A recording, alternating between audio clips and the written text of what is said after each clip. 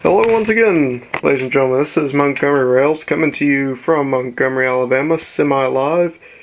This is the first video of the new year. Let me wish everyone a happy late Christmas and a happy late new year. Christmas went pretty well for me. Got some cool stuff, got some clothes. Have not made an update video in a while because of my job. I've been working the morning shifts during the week and the night shifts during the weekend. I'm very tired. And it's just been crazy, but I have had time for some fun. So let's move on to what I've done. I've been working on this. I've redone the road. I'm still working on it. Gonna get the final painting and weathering done to it soon. Been rearranging the yard shop. Went to a hobby shop up in South Birmingham yesterday and got myself the Stewart's Classic N-Scale Diesel Service Facility. It's got the sanding tower, the water, and the fuel. I'm not sure if I'm even going to use the water because I don't know what I would use water for. But there's the fueling rack. I've already started on it. It's going to be pretty cool right here and stuff from a diesel track. But to move on to my fun stuff. Okay, first thing I bought was this Microtrains Blue Circle Cement 2-bay cement hopper.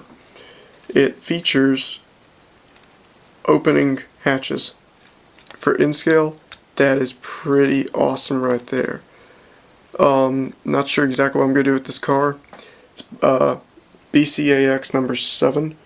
The next thing I got was an Athearn BNSF 2-bay. This does not feature opening hatches, but does feature etched metal walkways and actually better detail than the Microtrains. And believe it or not, this car was cheaper than this one. I ended up getting 2 numbers in the BNSFs just because I like them so much. And then the final thing, this is actually, apparently I've heard this is actually pretty rare. Norfolk Southern has a number of different research trains. The main locomotive they use is called the Brick, and it is basically, I think, an old SD7 or an SD9 that's been turned into a slug. And then they pull it behind another locomotive, and then you get passenger cars. But there are 2 cabooses. There are a number of cupola cabooses, which are gray, and then there's a bay window caboose sitting at the Roanoke shops, I think, in West Virginia, and it's maroon. Well, turns out Atlas did the gray testing caboose in HO and N-Scale. I've seen the HO one before, but never an N-Scale one until a couple of days ago. Here is the Norfolk Southern Research Tests and Laboratory car. It is built by Atlas, featured Microtrains trucks and couplers. I looked up this number and I could not find the prototype number, but I have to say, this is the best Atlas model I've ever seen. I just got it today in the mail. This car features, I mean, look at the back there. No, that is pretty cool. It has a do not hump sign on it. Get a closer look to it. But this car is dead on accurate. The modern day caboose, now it does have roof walks. The caboose, the last photo I saw was taken this year and still had its roof walks on. So this one will be kept roof walks. The closest thing to a Norfolk Southern locomotive that I currently own is this project I'm working on, this GMTX SD60. I was going to pick up decals yesterday at the hobby shop, but they didn't have any of the alphabetical decals. But there it is, I'm doing a prototypical job on it. Number 9058. Did a lot to this model, so when I finish it, I'll show it to you guys in more detail. But I mean, so it's got like 1 Kato coupler on the back, but I'm going to change them to Microtrains. But, so, will we see Norfolk Southern in, on the subdivision anytime soon? Yes, you will. You will also be seeing CSX. But mostly I'll have BNSF power. In, Alabama news, this section right here that is boxed off, the Birmingham, Alabama area. See, I live in Montgomery right there, but Birmingham is home to the Birmingham Southern Railroad Co. BS.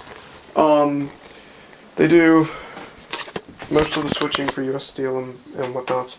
Come to find out, they are no longer Birmingham Southern. They were bought out by Wadeco. WAMX, I believe, is their reporting marks now.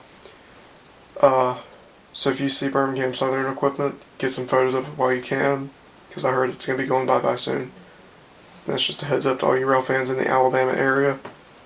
I was disappointed to hear about that. I've got myself one Birmingham Southern locomotive myself. It's an MP15.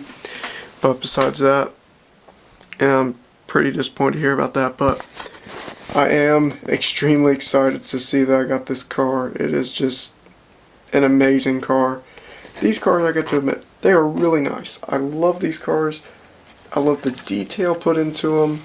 Now, let me give a quick comparison here. Three cars versus each other. Atlas. This is prototypically done. Looked up the number, found the real number, prototype graffiti, dead on accurate. This car versus this car. This car, everything's accurate about it. That's the pro. The cons. Plastic roof, no opening hatches, very bulky looking side steps, and I just don't like the trucks and couplers. Pros. Love the paint job, love the etched metal walkways, love the etched metal sides, love the couplers. Cons. Trucks could be changed out to microtrains, and I wish it had opening hatches. Pros. It's microtrains. I like the basic job on it. I love the opening hatches. Love the trucks and couplers. Cons. It could use some more detail, to be honest. I think this is actually one of Microtrain's earlier cars, so that's just my opinion. And besides that, ladies and gentlemen, this is Montgomery Rails wishing you all a Happy New Year, 2012, ladies and gentlemen. Make it. I'm going to leave you off with this image of this Norfolk Southern while I'm beatboxing.